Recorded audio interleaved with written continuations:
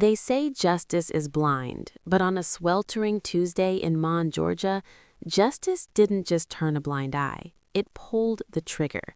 When Srgeant Grady Fich stepped out of his cruiser, he saw an easy target, a 72-year-old woman armed with nothing but a gardening trowel. He thought he was the predator. He thought he held all the cards. But he made one fatal miscalculation. He didn't check who was coming down the driveway. He didn't know that the woman he was about to execute had a son who didn't call the police for help because he was the kind of man the police called when the world was falling apart. This isn't just a story about tragedy. It's a story about what happens when an unstoppable force meets an immovable object. And the ending? You won't see it coming. The heat in Mon, Georgia has a way of settling on your skin like a wet wool blanket. It was 2:15 p.m. on a Tuesday, the kind of afternoon where the air is so thick you have to chew it before you breathe it. Hattie Mae Robinson didn't mind the heat, though. She had lived in the small clapboard house on Elm Street for 43 years. She had raised 3 children here, buried a husband here, and now she was tending to her babies, a row of blue hydrangeas that were the envy of the entire neighborhood. Hattie was 72. Her movements were slow, deliberate, and full of a grace that only comes with age. She wore a floral print dress that had seen better decades and a wide-brimmed straw hat to keep the relentless sun off her face. In her gloved hand, she held a small, rusted gardening trowel, digging shallow holes for the fertilizer she meticulously mixed herself. The neighborhood was quiet. Most people were inside, hiding in the air conditioning. The only sound was the distant hum of traffic from the interstate and the rhythmic shuck, shuck of Hattie's trowel turning the earth. Then the silence broke. A police cruiser, black and white with the aggressive block lettering of the Mon Police Department, rolled slowly down Elm Street. It didn't pass by. It slowed to a crawl in front of Hattie's house, the tires crunching menacingly on the loose gravel near the curb. Inside the car sat Srgeant Grady Fich. Fich was a man who wore his badge like a crown and his gun like a scepter. He had been on the force for 15 years, and his file was a thick stack of justified complaints: excessive force, racial profiling, verbal abuse. He was the kind of cop who looked for trouble where there was peace. Beside him was Officer Kyle Bennett, a rookie with only 6 months on the job. Bennett was 23, fresh-faced, and still believed in the motto written on the side of the door, to protect and serve.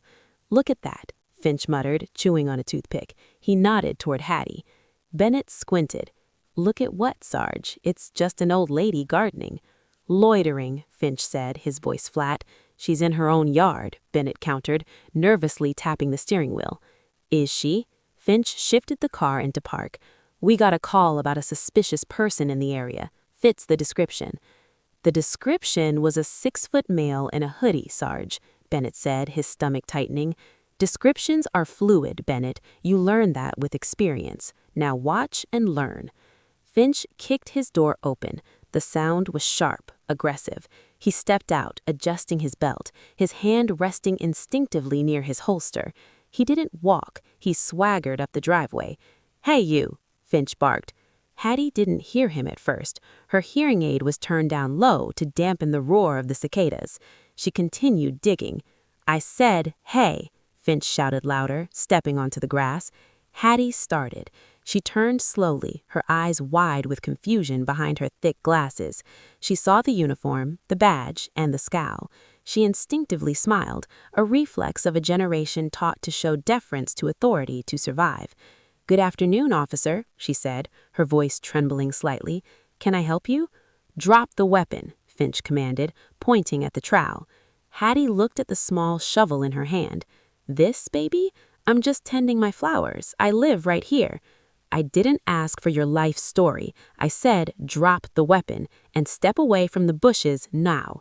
Finch's hand unnapped the retention strap of his service weapon. Bennett had exited the car now, rounding the hood. "Sarge, come on, it's a trowel. She's older than my grandma." "Shut up, Bennett," Fich hissed without looking back. He took another step toward Hattie. "You deaf? Put it down." Hattie, confused and frightened by the aggression coming from a man she had never met, took a step back. "Officer, I don't understand. I'm Hattie May. Everyone knows me. I'm just—" "She's resisting," Finch shouted, mostly for the benefit of the body camera he had not yet activated. "Drop it or I will light you up." I'm putting it down, Hattie stammered. She bent her knees to place the trowel on the grass. To Finch, the movement looked wrong, or maybe he just wanted it to look wrong. Maybe the heat had made him irritable. Maybe he just hated the way she looked at him, not with fear, but with pity. "She's lunging," Finch yelled. "Sarge, no!" Bennett screamed, reaching out. It happened in a blur, but for Hattie, time seemed to freeze. She saw the black metal of the gun rise. She saw the sun glint off the barrel. She didn't think of her life. She thought of the peach cobbler sitting on the counter inside, cooling for her son. He was coming home today, he promised. Pop, pop. 2 shots. They didn't sound like they do in the movies. They sounded like a staple gun slamming into dry wood. Hattie Mae Robinson crumpled. She fell backwards into her hydrangeas, crushing the blue blooms she had nurtured for so long. The bright floral dress began to stain dark red across the chest. Silence rushed back into the neighborhood again, heavier than before. Bennett stood frozen near the cruiser, his hands on his head, his mouth open in a silent scream. Finch stood over Hattie, his gun still drawn, his chest heaving with an adrenaline rush that felt sickeningly like triumph. "Suspect down," Finch said, his voice shaky but defiant. "She had a weapon. You saw it, Bennett. She lunged." Bennett stared at the small, rusted gardening tool lying in the grass 3 feet from Hattie's hand. He looked at the elderly woman, gasping for air, her eyes staring up at the harsh sun, fading. "She was gardening, Sarge," Bennett whispered, horror dawning on him. "You just killed her." "Call it in," Finch snapped, holstering his weapon and looking around to see if any neighbors had emerged. "Officer needs assistance. Suspect down. Ambulance now." But before Bennett could reach for his radio, a low, guttural roar began to vibrate the asphalt of Elm Street. It wasn't a siren. It was the sound of a high-performance engine. A customized V8 Ford F-150 Raptor tore around the corner. It didn't slow down. It mounted the curb, crushing the mailbox, and screeched to halt in the middle of the lawn, just yards from where Finch stood. The dust settled. The driver's side door opened. Step by step, a pair of tan tactical boots hit the grass. Then dark cargo pants, a tight black t-shirt that struggled to contain the muscle beneath it. Elias Jericho Robinson stood up. He was 6'4", built like a fortress, with skin the color of deep mahogany and eyes that looked like they had seen the end of the world and survived it. He was a Tier 1 operator, Delta Force, recently returned from a deployment in a place the government wouldn't admit exists. He had come home to surprise his mother. He had come for the peach cobbler. Elias didn't scream. He didn't run. He stood by his truck, his eyes scanning the scene with the terrifying computer-like precision of a man trained to process threat environments in milliseconds. Target 1, officer near the car. Young, panic in eyes, holstered weapon, non-threat. Target 2, sergeant standing over the body, hand hovering near weapon, aggressive posture, primary threat. The asset, Hattie Mae Robinson, supine, 2 thoracic wounds, agonal breathing. Elias's world narrowed down to a single point of focus. The bag of gifts he was holding dropped from his hand. It hit the grass with a soft thud. Finch saw the man. He saw the size of him. He saw the way Elias stood, relaxed yet coiled, like a viper waiting to strike. Finch's hand went back to his gun. "Stay back," Finch yelled, his voice cracking. "Police business. Back away." Elias didn't speak. He began to walk. He moved with a fluidity that defied his size. He ignored Finch's command. He ignored the gun pointing at him. He walked straight past Finch as if the officer were a ghost, kneeling beside his mother. "Mama," Elias whispered, his voice breaking the terrifying calm. He pressed his massive hands over the wounds, applying pressure, his movements efficient, practiced, desperate. Hattie's eyes fluttered. She looked up, her vision blurring. "Eli," she wheezed, blood bubbling at the corner of her mouth. "You made it." "I'm here, Mama, I'm here," Elias said, tears cutting tracks through the dust on his face. "Stay with me, you hear me? That's an order, Hattie Mae. Stay with me." He hurt my flowers, Eli," she whispered, and then her eyes fixed on the sky. The tension left her body. The chest stopped rising. Elias froze. He checked her pulse. Nothing. He checked again. Nothing. The silence that followed was different. It wasn't the silence of heat or shock. It was the silence of a vacuum before an explosion. Elias slowly removed his hands from his mother's chest. They were coated in her blood. He looked at them. Then he stood up. He turned to face Finch. Finch had his gun raised again, aiming at Elias's chest. "I told you to step." "I thought you didn't think," Elias snarled. He tightened his grip. The lights in Finch's eyes began to dim. "Freeze! Police! Drop him!" Sirens were wailing now. The cavalry had arrived. 4 more cruisers skidded to a halt, blocking the street. Officers poured out, guns drawn, shouting contradictory commands. "Drop him or we fire." Elias looked at the wall of guns pointed at him. He looked at Finch dangling in his grip, consciousness fading. He looked at his mother's body lying in the crushed hydrangeas. If he snapped Finch's neck now, they would kill him.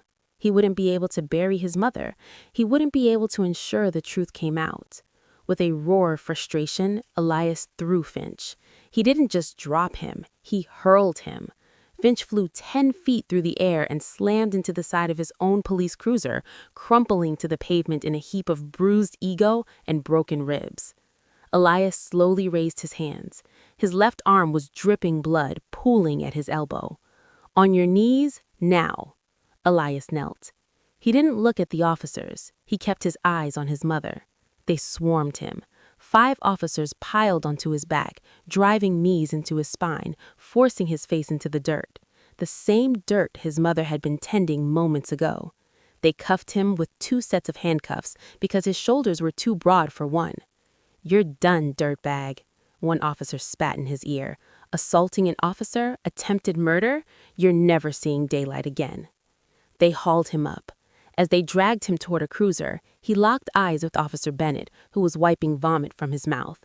"Tell the truth," Elias said to the rookie. His voice carried over the sirens. "Save your soul, kid. Tell the truth." Bennett looked away. The interrogation room. 2 hours later, Elias sat in a metal chair in interview room B at the 4th precinct. He had refused medical attention for his shoulder. The blood had dried, stiffening his shirt. He sat in perfect silence, staring at the 2-way mirror. He knew who was behind it. He knew the game. The door opened. Enter Detective Harris and Captain Miller. Miller was the precinct commander, a man more concerned with politics and pension funds than justice. "Mr. Robinson," Captain Miller said, sitting down and opening a file. "Or should I call you Elias?" "It doesn't matter what you call me," Elias said calmly. "I want to make a phone call." "You're in a lot of trouble, son," Miller sighed, playing the sympathetic uncle. "You attacked a decorated sergeant. You're looking at 20 years. Easy. We found the weapon your mother was holding, the trowel. Finch says she sharpened it. Says she came at him like a maniac." Elias's jaw tightened, but he remained stoic. "A sharpened trowel. That's the story?" "It's what the report says," Miller shrugged. "And we have a witness. Officer Bennett corroborates the story." Elias closed his eyes for a second. The kid had folded. "Here's the deal," Miller continued. "We know you're military. We respect that. We don't want to ruin a vet's life. You plead out to aggravated assault. We drop the attempted murder charge. You do 5 years, maybe out in 3 with good behavior. We bury this. Everyone moves on." Elias opened his eyes. They were cold. "You think you can bury this?" "It's already buried," Detective Harris interjected, sneering. "Who are you? Just another angry guy from the wrong side of the tracks who couldn't handle his temper. The media won't care. Crazed vet attacks hero cop. That's the headline." Elias leaned forward, the handcuffs straining. "I want my phone call." "Who are you going to call?" Harris laughed. "A public defender?" "No," Elias said. "I have a specific number. By law, you have to give it to me." Miller sighed. "Fine. Give him the phone. Let him call his mama." "Oh, wait." The room went deadly silent. Harris snickered. Elias stared at Miller.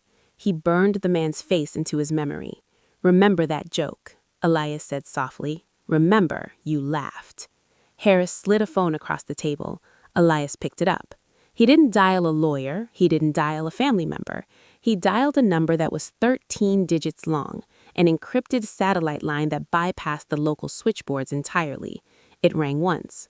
"Secure line. Identify," a computerized voice said.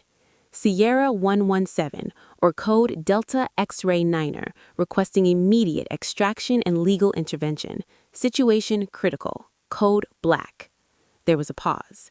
Then a human voice came on the line, a voice that commanded entire fleets. "Jericho? This is General Shepard. We thought you were on leave. What's your status?" "I'm in handcuffs, General. My mother is dead. Executed by local law enforcement. They are fabricating evidence. I need the team. Where are you?" "MPD, 4th Precinct." "Sit tight, son." The general's voice turned to steel. "Do not say another word. The cavalry is coming. And Jericho, sir, give them hell." Elias hung up the phone and looked at Captain Miller. "Or you have about 30 minutes, Elias said. 30 minutes for what? Miller asked, confused by the strange phone call. "To resign." Captain Miller looked at his watch. 28 minutes had passed. He smirked, leaning back in his creaking office chair, the springs groaning under his weight.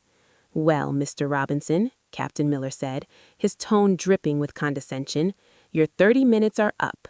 No cavalry, no black helicopters, just you, me, and a long bus ride to the state penitentiary." Detective Harris chuckled, tapping his pen on the metal table. Maybe his general got stuck in traffic. Elias didn't blink. He didn't look at the clock.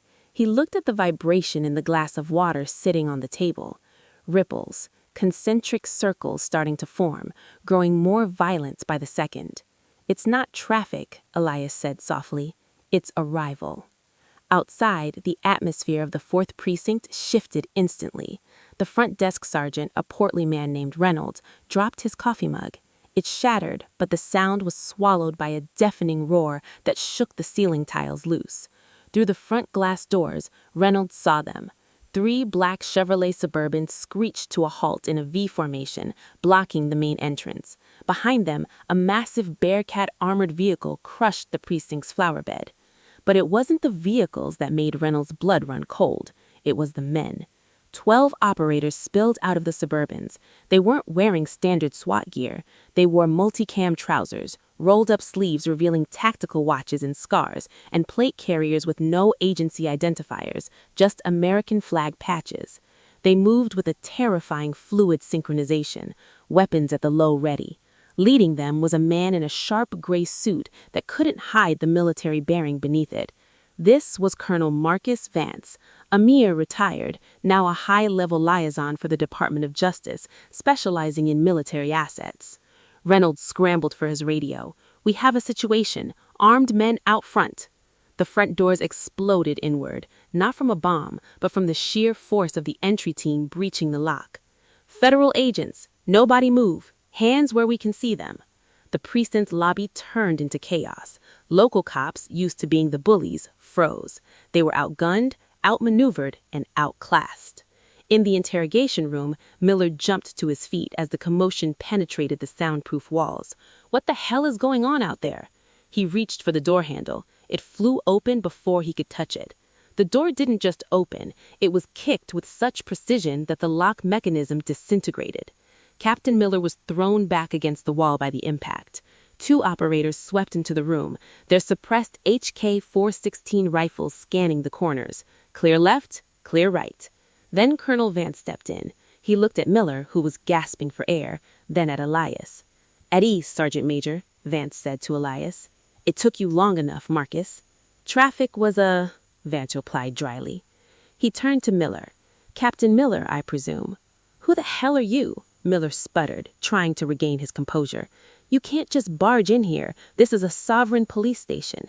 Vance pulled a folded document from his jacket and slapped it against Miller's chest.